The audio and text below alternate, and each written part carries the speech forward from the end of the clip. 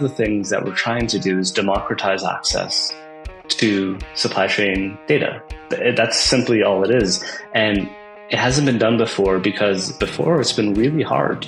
Machine learning nowadays with AI makes it a little bit easier, and that's what we're leveraging. Before we get started with the show, here's a quick word from our sponsor, Global Training Center. As trade compliance professionals, you want to make sure that your procedures and documentation are completed as correctly as possible to avoid any delays and possible fines. We provide a range of trade compliance courses that will fit your needs. From in-person or web training to recorded on-demand courses, we can train one or even thousands on your team through your learning platform or on our portal. We can even customize a private session for your team. Go to globaltrainingcenter.com to find out more. Hey, folks, we're in for another show of Simply Trade Podcast, and we have some great discussions coming on today. And I'm going to jump right in and let Cindy DeLeon, who has been on our show before, and she is going to introduce our next guest here. Thank you, Andy, and it's a pleasure to be able to make this introduction for someone that I respect just a great deal and I've worked with. This is Dr. Shawn Bhimani. He is a professor with Northeastern University in Boston of supply chain management. And Shawn has extensive experience in supply chain management as well as in forced labor, two words that you guys have heard a ton about in the very recent past. I want to also introduce the true, shining light of this next hour, and that is going to be Supply Trace. And if you have not gone to supplytrace.org, you're missing out. And Supply Trace is an accessible, open, free platform that exposes potential risks in global supply chain. It is in its pilot phase, and I'm going to say this, it focuses right now on the apparel sector. So if you're not in the apparel sector and you're going in and looking for semiconductors or for PVC flooring or something like that, you're not in the right place right now. It's in the apparel sector, but I really encourage you to go in there anyway because it helps you understand what supply chain tracing is about and the power of automation in this space and software. So this software was developed with the leadership of Dr. Bhimani, and he speaks a lot on this topic. I, Cindy DeLeon, personally am one of their advisory board members to Supply Trace, and it's just a joy to be able to help in any small way I can. So with that, I will leave you in the capable hands of Shawn. Thank you, Cindy. Thank you so much, Cindy. All right. Welcome aboard to our show here, Shawn. Thank you, Andy. Great to be here. So Supply Trace, that is an interesting thing. Is it an organization? Is it a company? Or what? Give us a little bit of background here, what we're talking about. Yeah, absolutely. So thanks, first of all, for having me, Andy. And also want to just say thank you to Cindy for that wonderful introduction, but also all the support she gives us from DeLeon Trade on how we can build this out. Answering your question, Supply Trace is the first open access website that anyone, anywhere can go to trace supply chains, to see where stuff comes from. It's never existed before. There's a lot of for-profit companies that do this, at least a couple dozen of them, but it's the first one that is open to everyone everywhere. And specifically, it's a research project based at Northeastern University in our supply chain department, but really it's developing partnerships all over the world. And so I'm excited to talk to you about it today. Excellent. Excellent. So, all right, to our listeners, in particular, you need to look at this because Cindy mentioned that it is right now somewhat isolated to the apparel industry. Are there plans, before we I make my comment, are there plans to add other industries or commodity type things for this type of endeavor? Absolutely. Yeah. So on the back end of Supply Trace, we're well equipped with tens of millions of shipping records for every product that enters the United States. Right now, we're only showing apparel because that was our pilot to see if we could do it well. Once we've now finished apparel, which just launched 3 months ago, we're going to now move on to include other industries, open those up, all that supply chain shipping data, bills of lading, supply chain records, but also expand our geographies. So not only looking at China, which is where the pilot is, but looking at other countries and how they ship into the US and highlighting the risk of those shipments that are coming into right now the US, but also to other markets. All right. So here to my audience, or to our audience, excuse me. This is one of those that, all right, we're starting with the apparel industry, but this is something that if you're in other industries, you need to be aware of what's happening and the development in this so that you can look at and vet your products. So this is part of the scenario here that we've talked about. There's the denied party, restricted party screening and all that kind of stuff for individuals and transactions.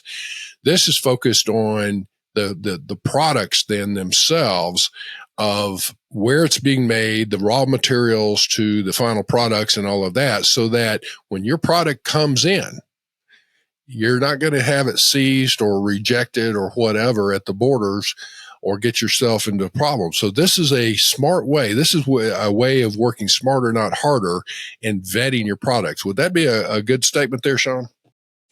I think that's a great way of putting it. Smarter, not harder. We developed this for a lot of reasons, but one of the top three is because a lot of trade people were staying up trying to figure out which of my shipments might be risky. And that includes some of my colleagues. And so this was really developed for them. This is the platform I wish they would have had for years, but also the platform I wish I would have had when I worked in procurement and sourcing. It just never existed. And so we said, we got to build it. All right. So to that extent, all right, Renee, I'm going to come to you. And by the way, folks, Lalo is traveling right now. So Renee Cuccarelli is my co-host here for today. And she's so phenomenal. Got a great background here and the experience. So Renee, I want to ask you a question here regarding when you're dealing with your past companies that you were dealing with. Did you ever get into actively working with the procurement folks in sourcing products and saying, yeah, no, this is, you may find a good price there, but that's, it's against the law or regulations or whatever? Or did you always have it like being the pooper scooper at the end of the parade, cleaning it up after it got here? I think it was both. I mean, my first job with Homedics, I think everybody probably had one of our massagers. We saturated the market back in the early 2000s, but we were very important team, trade and customs at Homedics, because our product life cycle was very short and quick, and they needed to know our duty rates. They were very strategic when they were, engineering products, which was, I thought, awesome, ahead of the game, pioneers. So they would bring us in the room. And yes, so in that situation, we were involved in some of the procurement decisions, and especially obviously if it had to do with duty or AD/CVD or, but some other companies that got larger, I walked for multinational billion-dollar organizations, and that was a little bit different. It's a little bit more separate. So in that case, we developed these task force that we've talked about on the show a million times, or, advisory committees that included all the proper departments, engineering, forecasting, logistics, procurement. So that's how we got involved in the larger corporations. But it's so important. Love it. Yeah.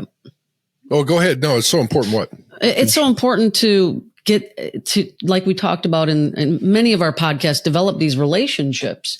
And it's so exciting that this Northeastern and Shawn, you guys developed a tool that's open and, like Cindy said, free,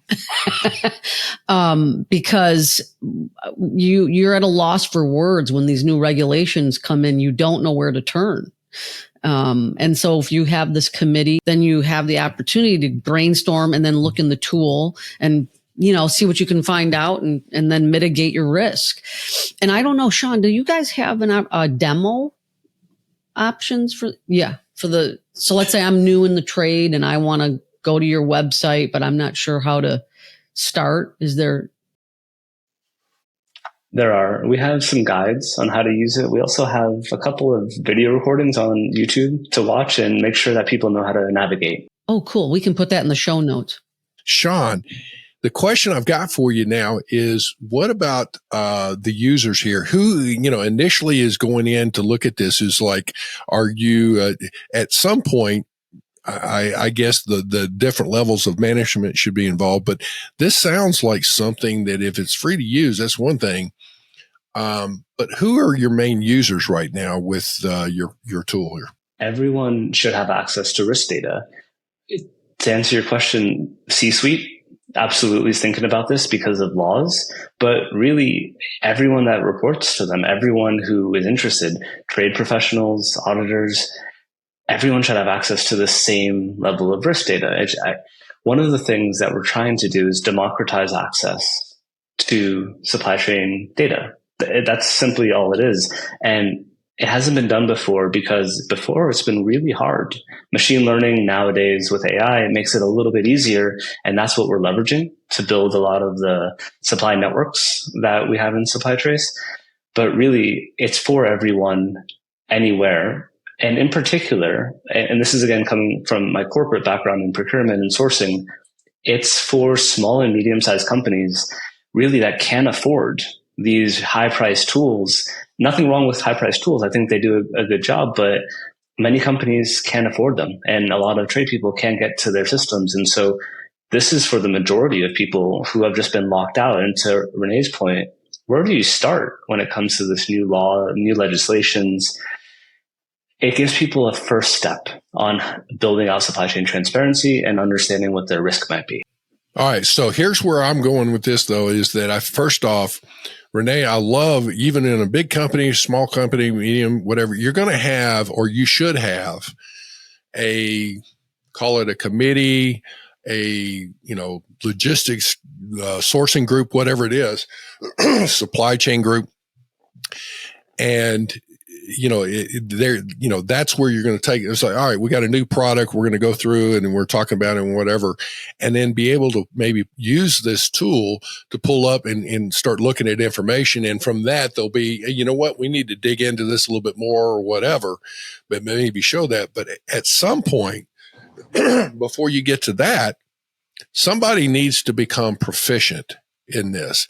And it sounds like it really should be more along the lines of the procurement folks, but there's got to be, and I'm talking initially, your procurement and I guess I would say the import-export compliance group that should be joined at the hip to say, hey, we got this new product, let's look at it. And then from there, you can take it to your supply chain committee kind of thing. Would that be a good approach, Shawn, do you think? I think that's a great approach. Oftentimes when I do trainings on forced labor compliance and supply chains, it's geared towards those procurement, sourcing, but also professionals that are mostly helping companies with trade compliance and understanding where their risks might be. And that's not just from a private perspective. That's also public procurement. So government buying, all sorts of different types of organizations that are purchasing internationally. They have these people, to your point, that really, let me run you through a scenario. A new law gets passed, UFLPA, or the recent European Union due diligence laws. And some procurement person gets a visit from their manager and has a piece of paper on their desk. And that piece of paper says, here are the new requirements from legal, make it happen. Where do they start? Well, what is the first step to make that happen? Because forced labor isn't a training I got when I started in procurement. Now we've developed it, but it wasn't there before. And as the world changes, to your point, it's not only these cross-functional teams that need to be looking at it, but it's also how do we build out standardized training across the industry to make this accessible so people can speak the language that the laws are speaking.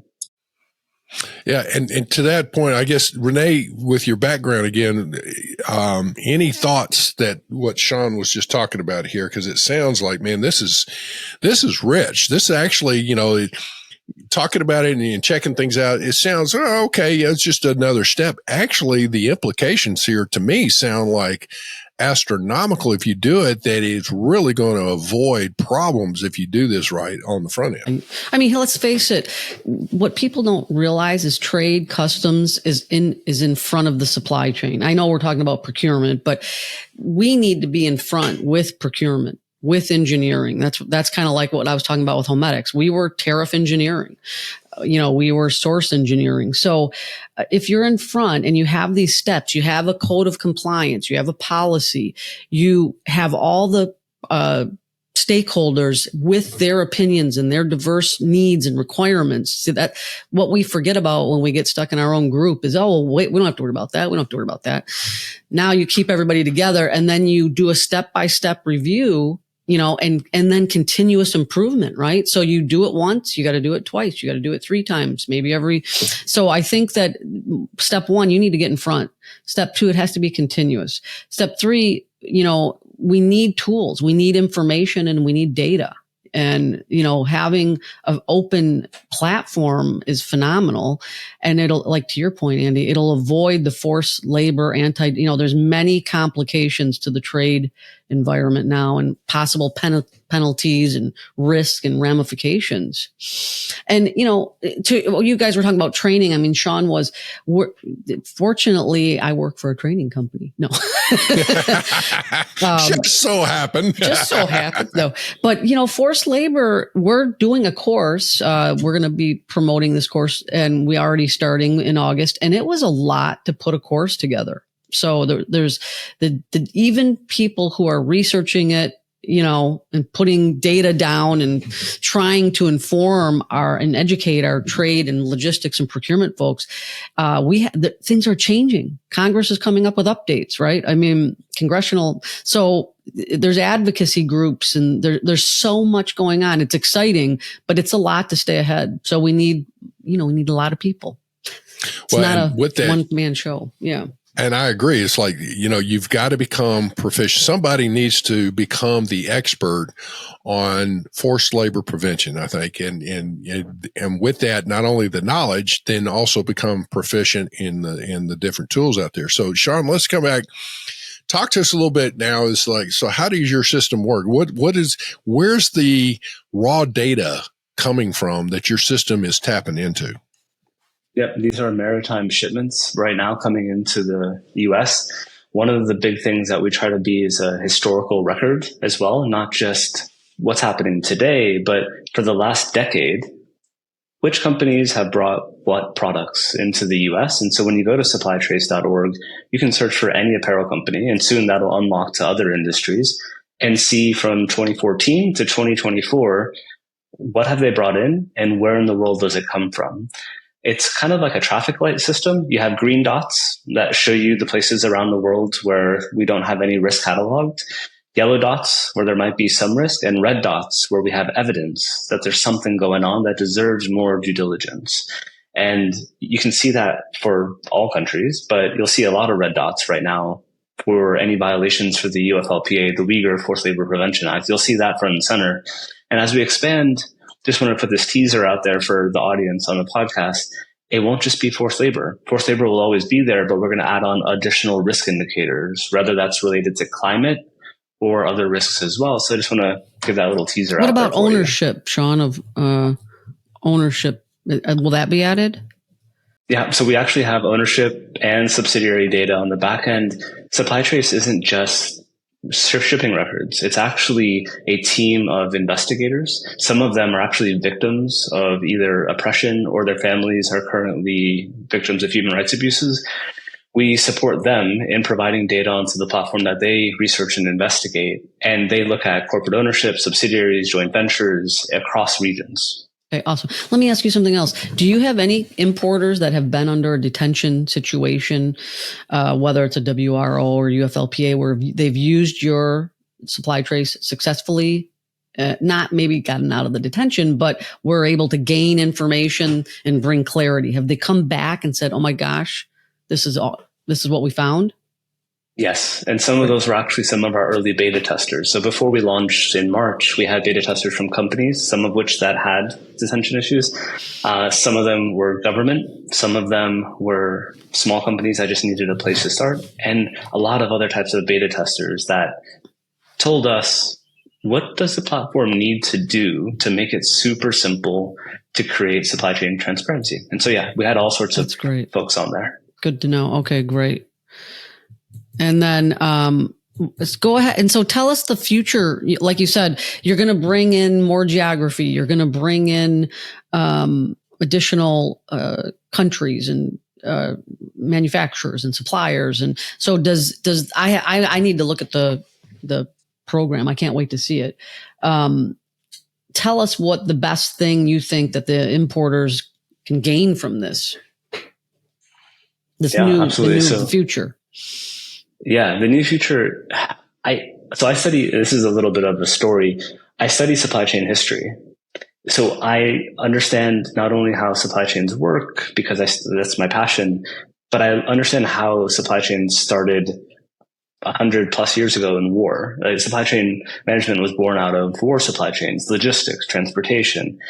And ever since those days, we've had laws against the types of things that we're talking about, whether it's forced labor or otherwise. It's just never been possible before to create supply chain transparency in a scaled, easy to access way. It's never been possible because we didn't have the computing power. Now that we do, honestly, I think everything changes from here. And this is just the beginning of not only our platform, but an entire space where software providers are trying to fill this gap. We just happen to be the only open one that makes it accessible to everyone. And that includes not only what are industries and countries doing, but how does that relate to legislation, due diligence, procedures.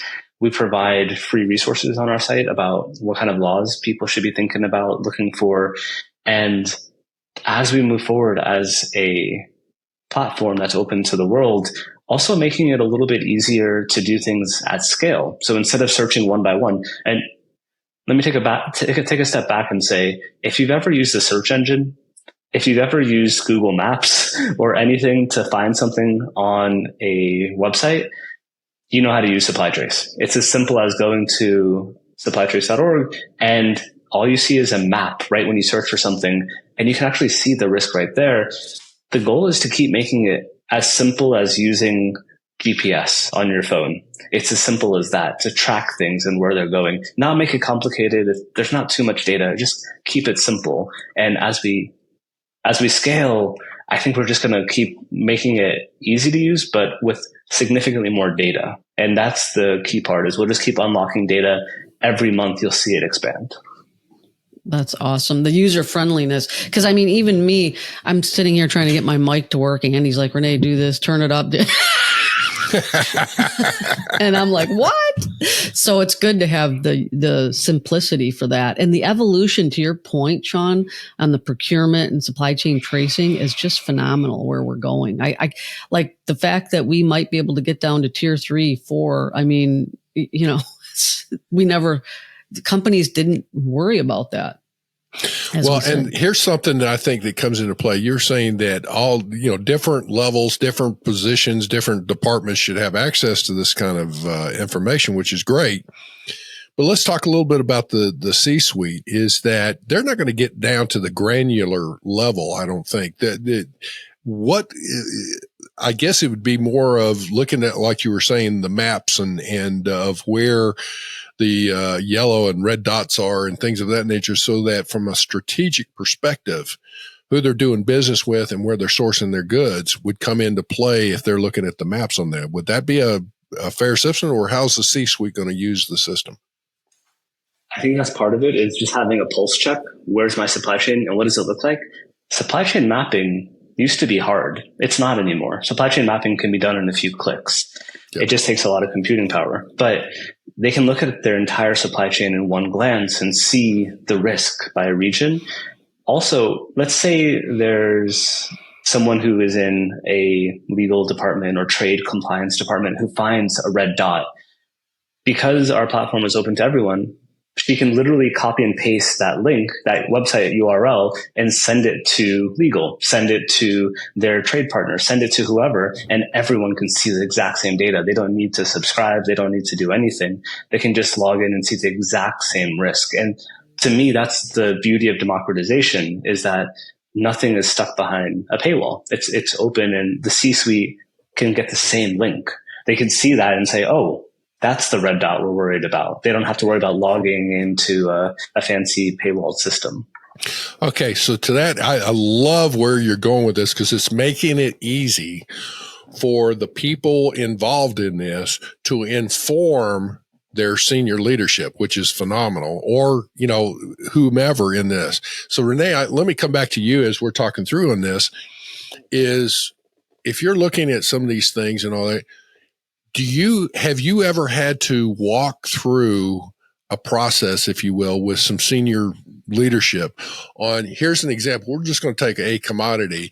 Let me show you what some of the risks are involved in this, and we'll just talk through it real quick. You don't have a whole lot of time, so you're obviously going to have to hit it quick. But have you ever had to go through that, and having a tool like this would make your job easier? Gosh. Well, I can tell you, I used to sit in the CEO's office of Teledyne, and he would say to me, Renee, I want 2-word answers. And I'd just start sweating. What do you mean? Plus, I'm a talker. And so I'm thinking, how am I going to explain all these complex trade laws and analysis to him in 2 words? So to your point, Andy, you have literally minutes in front of senior leadership. So the simplicity is so important. And for us too, because we have to take complex data and simplify it. I mean, that's actually one of trade logistics, compliance, customs people main role, simplification of complex data. Here's to your point, and I think that is so phenomenal, because it's like, our job should be to simplify this, but here's the response I would get from a lot of my and tenured staff too on this. But they need to know all those details. Is like, and I would go back and go, no, it's your job to have the details. You need to translate that into what specifically is the action that you're looking for them to take. Well, they just need to be informed. Sorry. Your job is to be informed. It's like, okay, here's a red flag. We need to stop this, or we need to be cautious, or we need your support to go and check this out and engage other departments. Is that fair? Or I think that's fair. Yeah, that's absolutely fair. I mean, we need to your point, when you're in the depth and the weeds of managing this supply chain tracing and mapping, we know the details, but our role is to take it up and tell the company what's the risk and how am I going to mitigate it? I mean, it's really just 2 questions. Where's all the risk and how do you plan to mitigate it?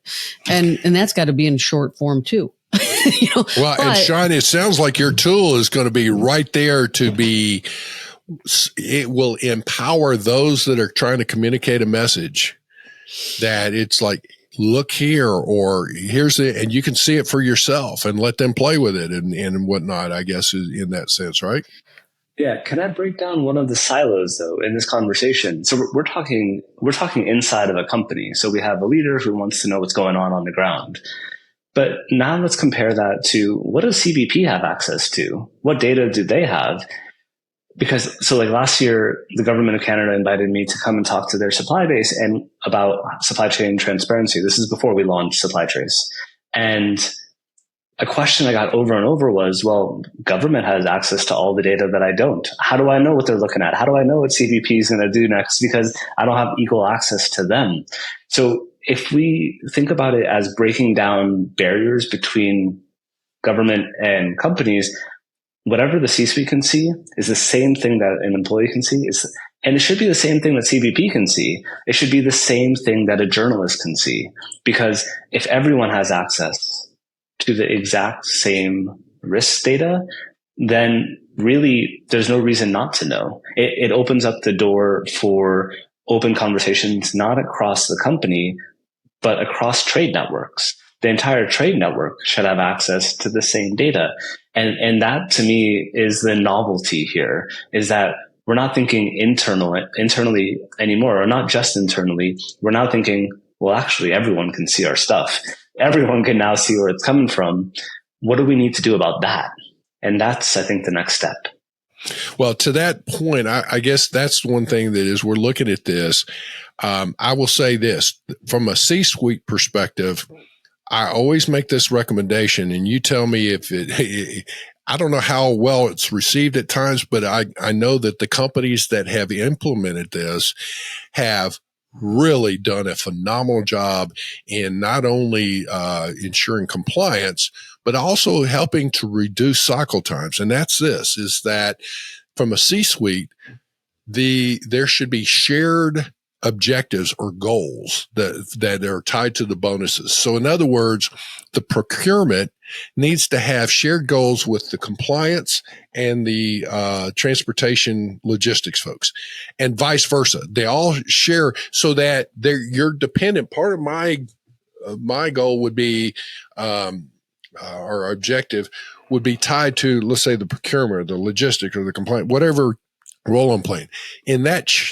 In that shared deal, it gives the incentive to say, you know what, I'm tired of you guys arguing. I don't care who's in, it's like kids in the other room fighting. I don't care who started it. You're all in trouble. And now it's like there's an incentive. We're going to pull together and make this work. Would be a good approach, Shawn? Yeah, I think that's exactly what I see happening in companies that I work with as well. It's also taking a step back and just saying at a very foundational level, all of you need to map the supply chain. We need to know what our supply chain looks like. We need to know what at the base, where things are. And then based off of existing risk from our map that we can see on a visual, where do we need to focus our energies? And then, hey, you from this department, you're focused on this part. For procurement, you're focused on the vetting. And quality assurance, you're following up and making sure they're doing what they're supposed to be doing. That all starts with that fundamental, I got to know where my stuff's coming from because CBP and other countries are telling me that. But also, if I do this right, then I can better understand where I need to focus my energy internally. But to your point, Andy, I also know where my competitors are also focusing their energies. I know what countries they're in, and I need to also keep a lookout to make sure that we don't have also overlapping risk across supply networks, because that's also a single point of failure. And there's so many things involved in that, but it all comes down to mapping the supply chain and creating accountability. We talked about a lot of stuff. So the final, takeaways for us, final thoughts, map your supply chain. I like Andy's idea, shared goals, across departments. What do you say the other just so that when people end the podcast, they're like, you know what, these are the 3 or 4 things I need to do. Well, somebody needs to become proficient in looking at supply trace. So in accessing the system, and in 2 departments in particular that I see. First would be procurement, or sourcing. That I think would be phenomenal. But the second would be potentially the compliance. Those 2 departments could have so much influence on so many others, but those 2 right there together, working together, could be phenomenal as far as the impact and effectiveness within a company. Yeah. So map, no supply trace, open account, awesome platform. Check it out. Shared goals. Supply trace will map it for you. That saves you the first step. That's awesome. And anything else that they should take away, Shawn, that we didn't? I mean, there's so much we discussed, but.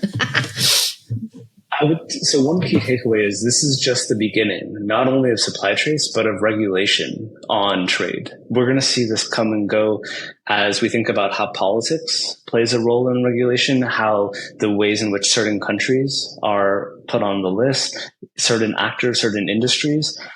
This is just the beginning. And the fact that we now have access to high performance computing that allows for us to track this in real time is the game changer for everyone, not just for CBP who's trying to enforce this and the laws that are coming down the pike, but for companies so that they can be ready for it. They can be ahead of the curve and say, actually, I don't want to have to clean up afterward. I want to just get ahead of the ball and just get on with the work, the good stuff that we came here to do. No one in a company wants to buy or procure products into forced labor. It's not a thing. It's just before they didn't have a place to start. With supply trace, they do. I can spend 2 minutes blowing your mind on a demo, but that's just that's all it takes is 2 minutes to understand. It's as simple as doing a quick search and looking at the traffic light. Green dots, good. Red dots, bad. Let's make change. All right. Well, with that, I want to say we're going to have to wrap this up for now. But folks, let me tell you, go to YouTube. There's some demos there you mentioned earlier. Look at ways of utilizing supply chains to check it out. We'll have the contact information links with our show notes. But with that, look at ways to work smarter, not harder, in dealing with this overall supply chain. There's a lot of new regulations, a lot of restricted parties, a lot of different things. Well, this helps you and it empowers you and your team to make sure that you have the confidence you're doing the right things, or there's areas here that you need to take action. So, Shawn, man, I'll tell you what, thank you so much. You have been great to talk with, and Renee, you have as well. It's like you two are both are just phenomenal. Run circles around me as far as your knowledge. Thank you so much. Thank you, Andy. Thanks for having us on. It was a great conversation. Yeah, nice to meet you. Folks, have a great day. Thank you very much for joining us. Simply Trade is brought to you by the generous contributions of Global Training Center. You can follow the show and GTC on LinkedIn or Twitter and other social networks. Make sure you check out the show notes in the description for a full rundown of today's show with all the important links. Also, make sure that you share this with a friend and subscribe on your favorite streaming platform. We really like hearing from you. If you enjoyed the show, make sure to rate and review wherever you listen to this podcast. If you or someone you know would like to be a guest on the show or would like to sponsor Simply Trade or suggest any topic you would like for us to discuss, please contact us via email at simplytrade@globaltrainingcenter.com, or you can DM us on Twitter at simplytradepod. Thank you again for the privilege of your time. Happy trading. Simply Trade is not a law firm or an advisor. The topics and discussions conducted by Simply Trade hosts and guests should not be considered and is not intended to substitute legal advice. You should seek appropriate counsel for your own situations. These conversations and information are directed towards listeners in the United States for informational, educational, and entertainment purposes only and should not be substituted for legal advice. No listener or viewer of this podcast should act or refrain from acting on the basis of information on this podcast without first seeking legal advice from counsel. Information on this podcast may not be up to date depending on the time of publishing and the time of viewership. The content of this posting is provided as is. No representations are made that the content is error-free. The views expressed in or through this podcast are those of the individual speakers, not those of their respective employers or Global Training Center as a whole. All liability with respect to actions taken or not taken based on the contents of this podcast are hereby expressly disclaimed.